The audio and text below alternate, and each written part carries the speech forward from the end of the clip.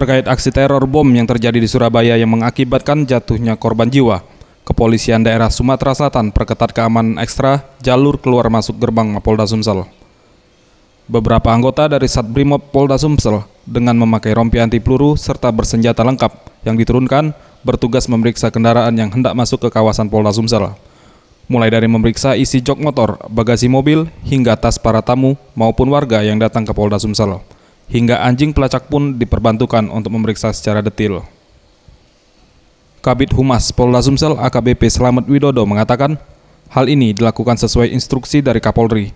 Selain seluruh Polres dan Polsek yang ada di Sumsel, objek vital seperti mal dan bandara juga harus meningkatkan keamanan. Berdasarkan laporan, Palembang saat ini sedang kondusif aman. Walaupun begitu, pihaknya akan terus meningkatkan kewaspadaan untuk menghindari hal-hal yang tak diinginkan.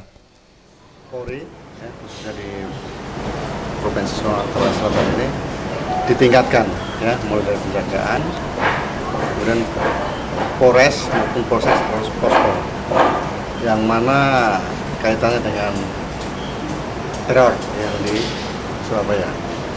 Kemudian setiap hari kita koordinasi dengan TNI untuk melaksanakan patroli di mana pusat-pusat keramaian, kemudian memanfaatkan CCTV mungkin yang tidak aktif ataupun rusak dicek supaya itu bisa monitor kegiatan masyarakat.